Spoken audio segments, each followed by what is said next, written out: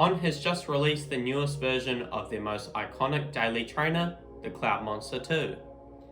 This is my first running shoe from On, and I am pleasantly surprised. But how does it stack up with other popular daily trainers on the market? There is only one way to find out, which is to take it out for a run.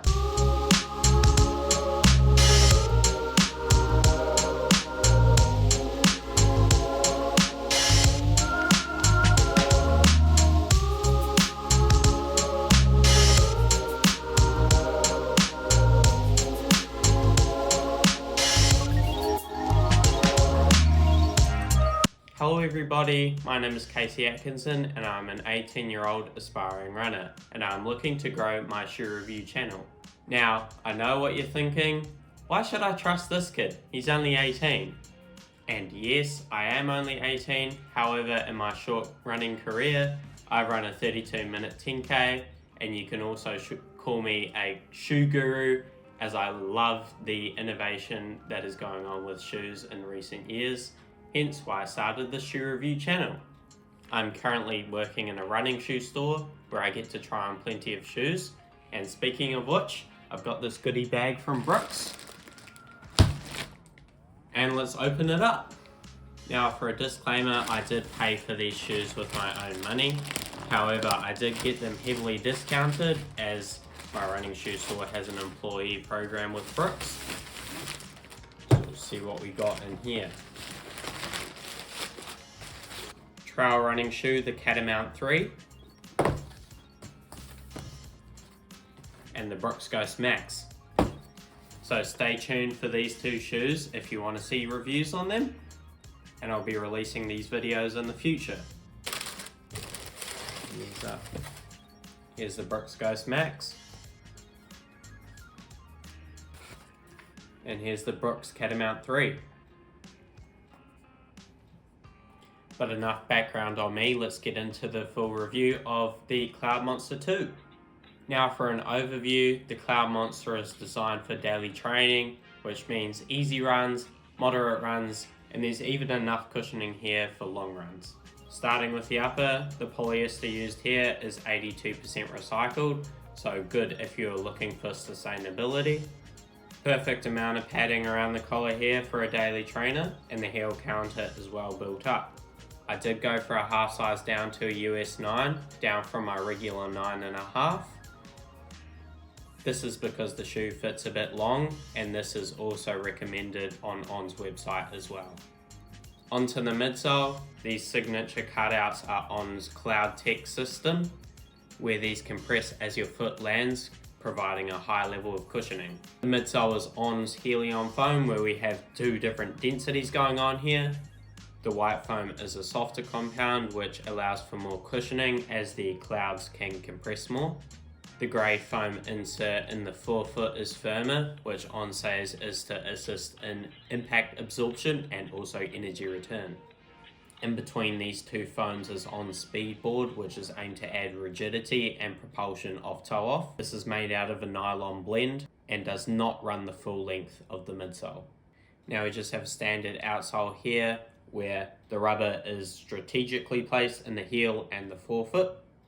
This is because these are the highest wearing areas, which provides durability and grip to the shoe. That's all for the overview. So how did I find running on Cloudmonster 2 and how will I use it moving forward?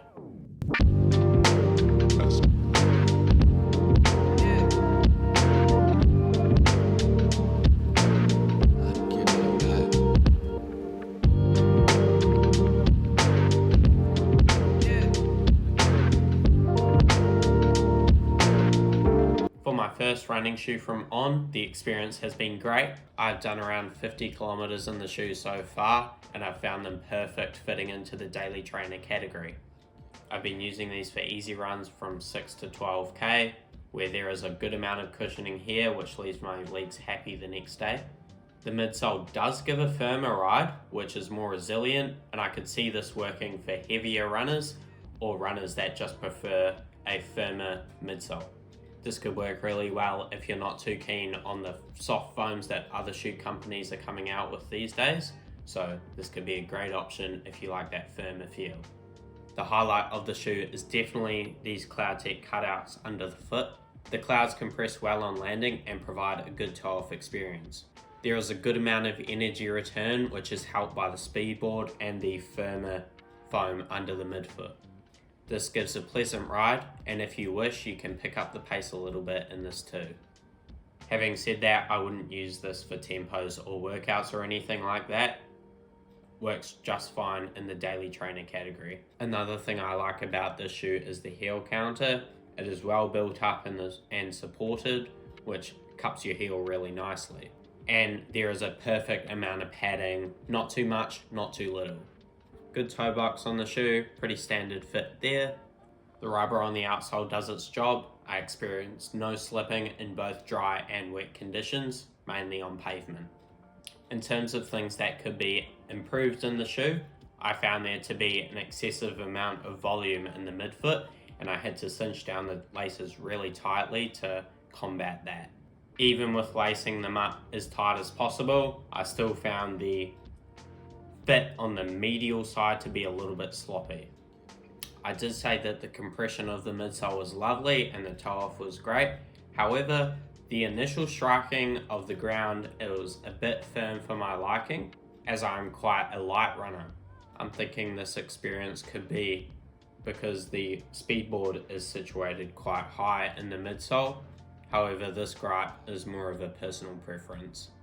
Overall, I've really enjoyed the On Cloud Monster 2, and it's fit well into my daily training alongside the New Balance 1080 version 13. I've been using both of these shoes for mainly recovery runs and easy runs, and the contrasting soft midsole in the 1080 and the firmer midsole in the Cloud Monster 2 has been working really well for me. The Cloud Monster 2 has fit into my rotation really well, and it's really helped soaking up big training weeks, and I've been loving it. And that wraps up my full review of the Cloud Monster 2. I really hope you enjoyed my first shoe review video, and there'll be many more coming in the future. Please consider liking this video and subscribing to the channel. It helps out a lot, and I'll see you all in the next one. See ya!